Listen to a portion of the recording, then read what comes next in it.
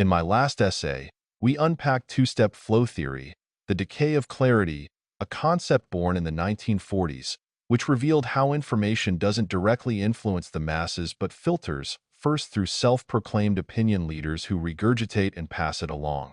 In today's age of influencers, podcasters, and thought leaders, this phenomenon has metastasized. Original thought has been replaced by shoddy car salesperson mentality, replaced by shallow echo chambers where ideas are regurgitated, not questioned and often inaccurate. People cling to out-of-context soundbites and follow trends, mimicking the opinions of those they admire without ever stopping to ask, does this even make sense? The result? A fax machine effect. The original message distorted beyond recognition as each copy is passed through the same fax machine, again and again to the point it cannot even be called an imitation of reality. In this deep dive, quasi-sequel to Trickle-Down Influence, we'll explore how this shift has fundamentally changed the way we label and define the very concepts we live by. Self-image, relationships, energy and vibes, people in leadership roles, social media's outlook on reality, news and politics, the philosophy of lying to oneself, and even black hole logic as it relates to nihilism and existentialism. Dancing with the absurd. The musings on meaninglessness, masks, and the relentless march of time. Life is, at its core, an absurd comedy, an elaborate joke whose punchline remains stubbornly blurry. And yet, here we are, desperately trying to decipher its meaning. We cling to relationships, careers, beliefs, and labels as if they might redeem the madness of it all. Spoiler alert, they don't and won't. Take relationships, for instance. A good one should make you feel loved, protected, and free. Key ingredients for the human experience. But how often do we find ourselves knotted in something far from that ideal? Instead of freedom, there's codependency. Instead of love, an exchange of obligations. Instead of protection, an emotional minefield. Yet we persist, convincing ourselves that one time in many this person is actually good to you, that a shared Netflix account is enough to justify the charade. It's not. Break up immediately. Save your coffee budget and your sanity. A relationship is supposed to make you feel loved, protected, and free. If you do not feel these things in your relationship, break up with them immediately. Next to codependency, this is probably the number 2 main reason why I am single and haven't thought about it differently in over a decade. No amount of purchased coffees will change that till I can see it for myself. Words with no intention is just as meaningless and damaging than lies are. Let that sink in for a minute or two. But let's talk about labels because, boy, do we love those. They're the cliff notes of definition, the shorthand for understanding a thing, or pretending to. Yet how often does the definition match the reality? We call society civilized despite its starvation for systemic decay and casual cruelty. We slap words like progress on actions that stagnate or regress, go backward. A thing is what we label it until the mask slips and reveals its true, ugly face. That's the absurdity of it. The process doesn't matter, right? Wrong. How we arrive at our definitions is everything. Otherwise, we're just spinning tales to distract ourselves from the gaping void beneath. Speaking of masks, have you noticed how people wear them like armor? We mirror each other, perform authenticity dances, and play the roles expected of us. But anger peels that mask off faster than that smile demon at the end of the first Smile movie. When someone's mad, you see the real them. And trust me, it's rarely a pretty sight. It's like staring into a human black hole, a singularity of resentment, narcissistic sociopathy, and self-deception. You can spot them easily. Always angry, always playing the victim, always blaming someone else for their garbage life. Never introspective, never reflecting.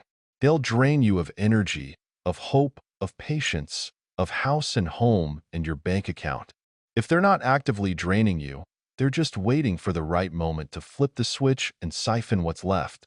Your gut screams to run, your brain tries to reason, and your heart will lie to you because that one time it felt good from this person's actions. Listen to your gut, not your heart, because your heart will trick your brain. It cannot trick your gut. You just ignored it. If it jiggles, it's fat. Arnold Schwarzenegger. Labels are important.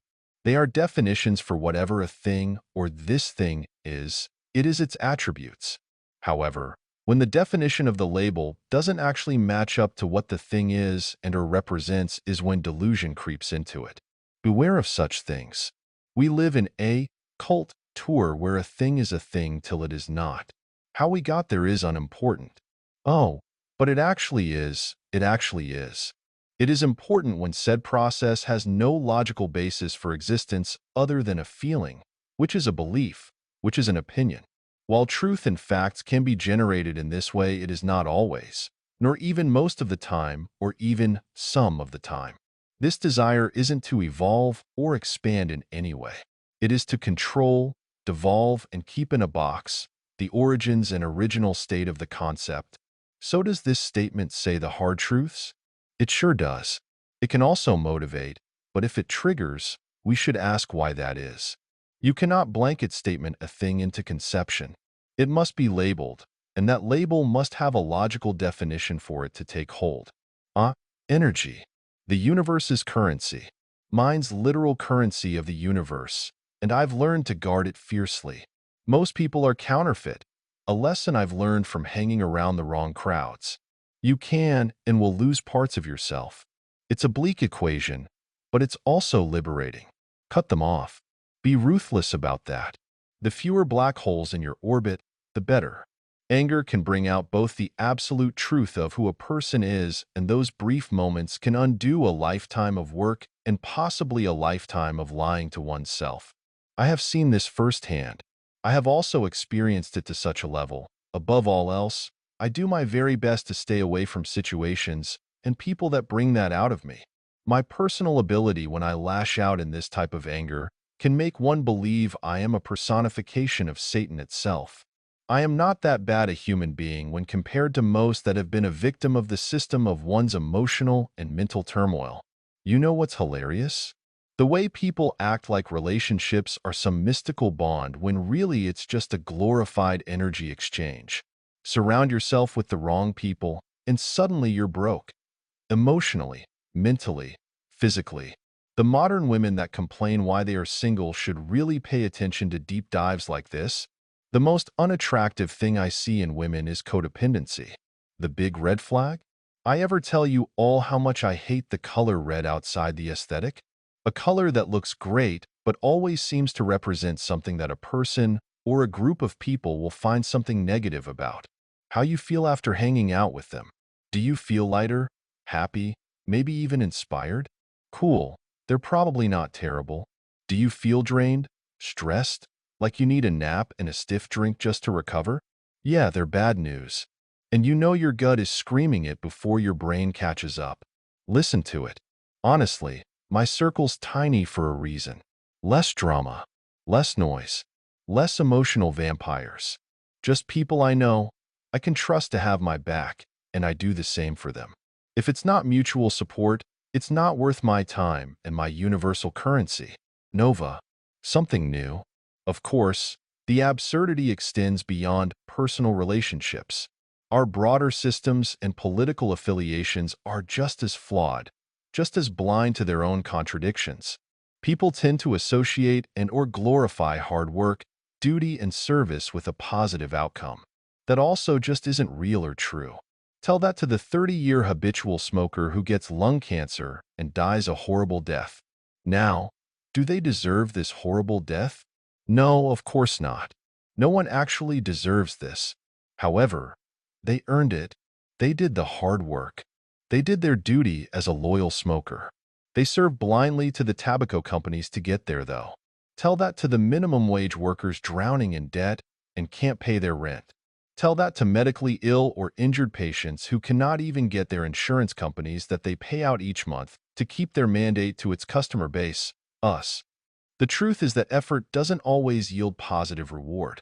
It just creates momentum, and not all momentum leads uphill. Momentum doesn't have feelings.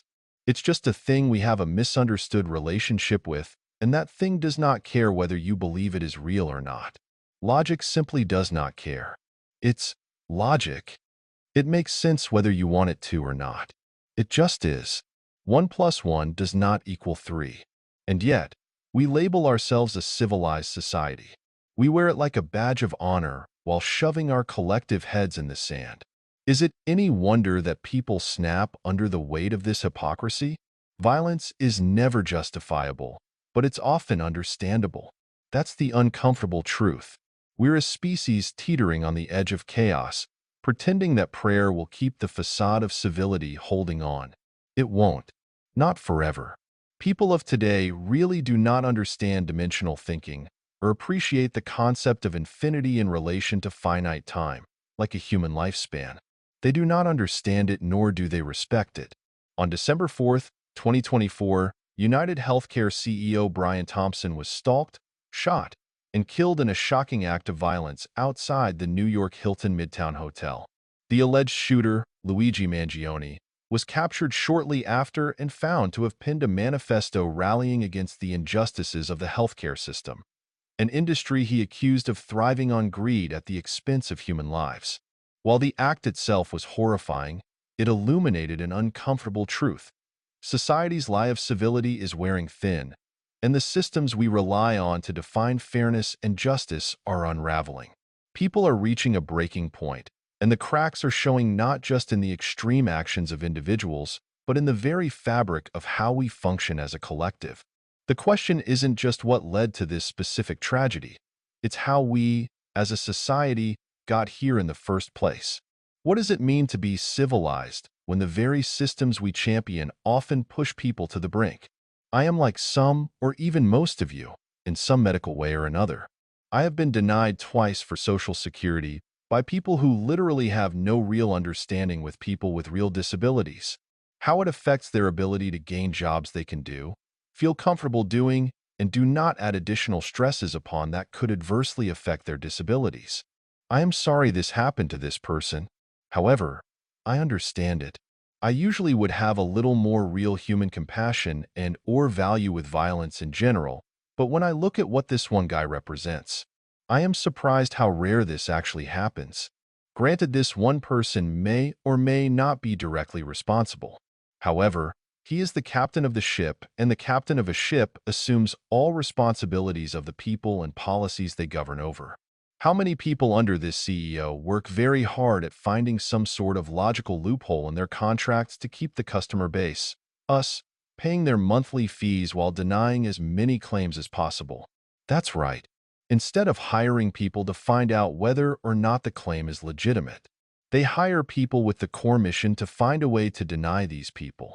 Sounds like that is exactly what America needs and what the American people pay for. No. We pay insurance to handle our messes when they happen.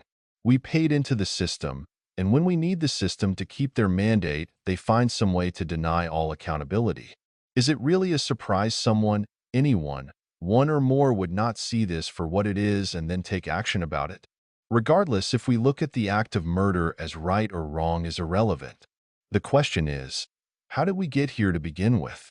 Not whether the act taken and the reason for the action of a gunshot to the back of the head is justifiable or not. I say, what did you think was going to happen? Did anyone, anywhere really think this wasn't going to happen, eventually? If it were I in a situation where I ran a billion-dollar company that gains most of its profits off the misery of others, I'd be really scared. I'd be scared for others like this, their families. Shit, their kids. If the government doesn't lay down hard punishments for these actions, more people are going to do this. I have seen both the left and right-sided media saying that this isn't how civilized humanity behaves. Oh, do they have this half-assed backwards, very misled idea of where we are right now? I can debate this one all day and night. This is what they do, though.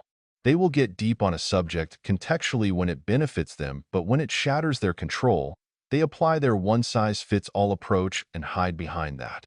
Plain and simple, we do not live in a civilized society. We say we do. We label it as such.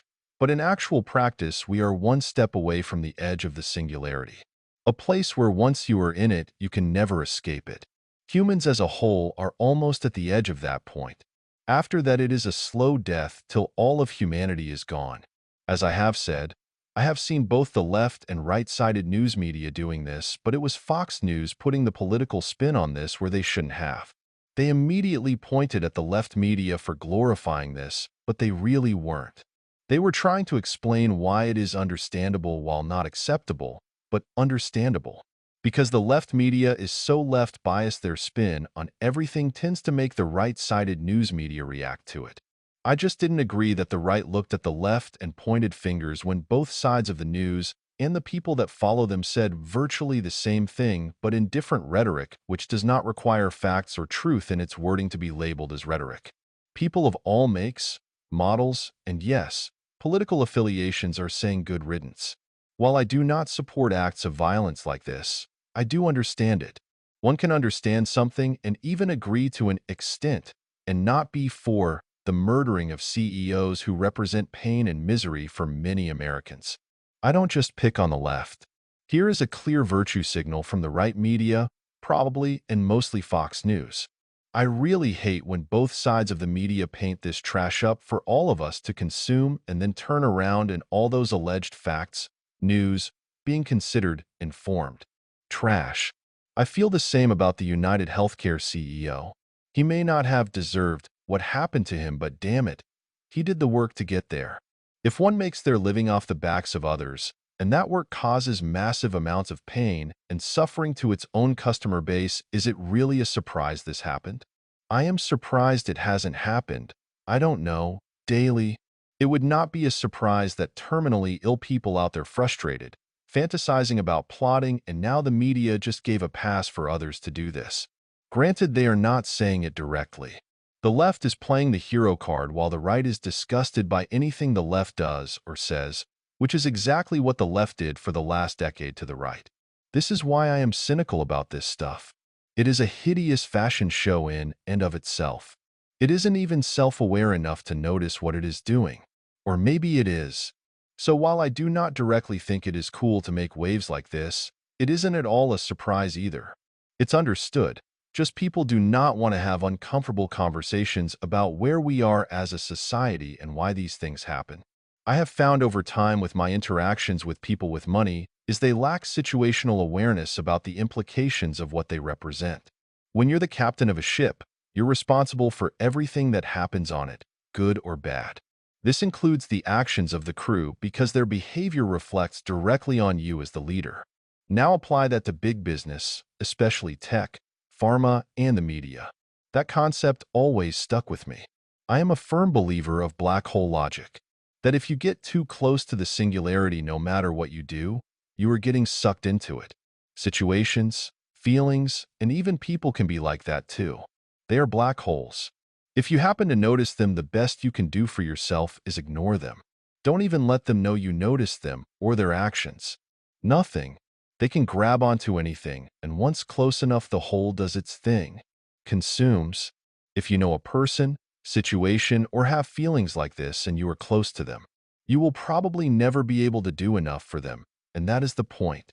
Black holes disallow that functionality by default, and nothing natural can change that, as black holes are not natural within our reality to begin with. That is why reality itself vanishes in and around black holes as we know it. What can you do that will actually defy those odds? The opinions of the minorities tends to get ignored because the message is usually nonsensical and doesn't make a lot of common sense to the majority. The majority doesn't understand because the message is to bring minority sentiment up and majority sentiment down. It doesn't benefit the majority. Now couple that with the volume being extremely loud, and what do you have? A very loud, nonsensical opinion that only favors the very few, takes from the very many, which is the backbone, and creates even more chaos because the underqualified minority cannot qualify to be part of the majority. So they bring the standards of what the majority is down to fit in the minority. That is why their opinion doesn't matter. Instead of going back and reevaluating, reorganizing their opinion to make sense to the larger majority, they just double down and get louder, using the same nonsensical ideas they had before. Except now they are screaming it. Getting angry and screaming your very poorly thought out idea that the majority finds poorly thought out does not make the idea any more important, right, accurate, or correct. It is exactly what it is. A very poorly thought out idea. Now with the volume turned up so loud one cannot even hear the message. They just want it to stop. Their opinion never mattered, and it matters even less now. Before it was just a loud scream, and now it's a quiet whisper due to there literally not being enough of them since social media pulled the plug on the mass delusion that is modern-day woke, liberal, progressivism. Volume has never been, nor will it ever be, a measure of quality, and it's always been about quality over quantity. They support murderers because they themselves are the murderers. They do support shit, and it's not from a bull. They may be disguised as thinking people.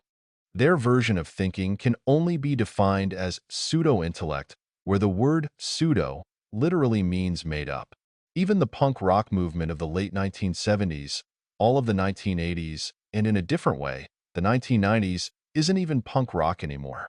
It's a memory of a time when being loud and noisy worked to gain the attention of those that did not understand 2 to 3 generations of teenagers that later became adults and learned the system they hated was fake the whole time, but becomes real, for a price if and when they sell out to the corporate punk of today's society.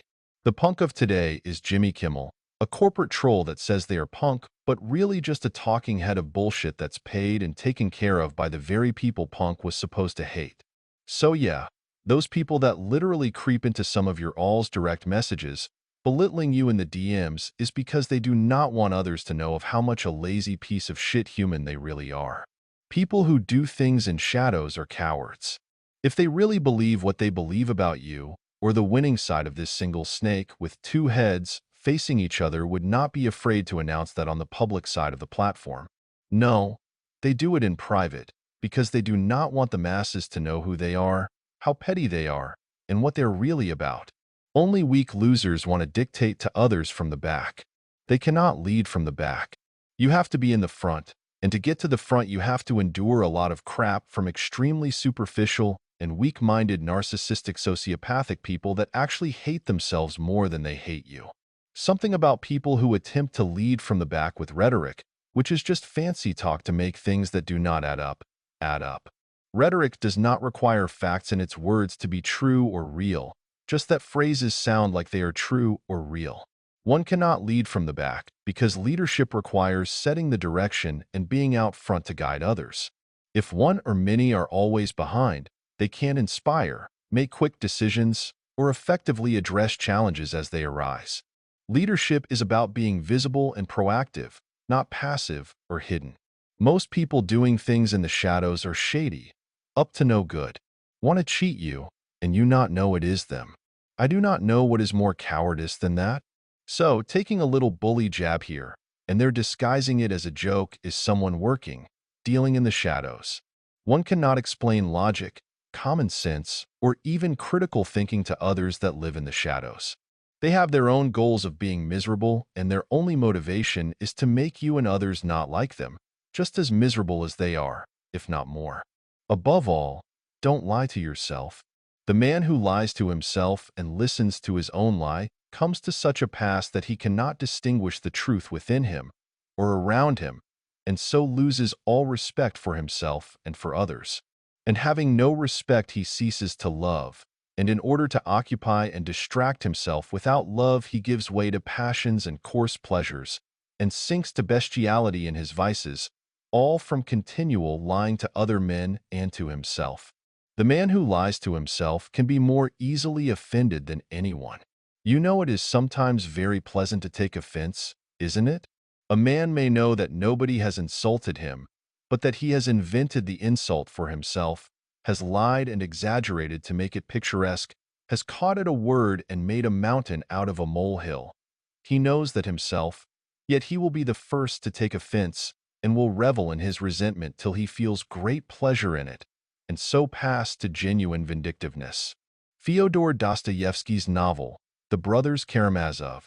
In this passage, the character Father Zosima advises against self-deception, emphasizing that lying to oneself leads to an inability to distinguish truth, resulting in a loss of self-respect and the capacity to love.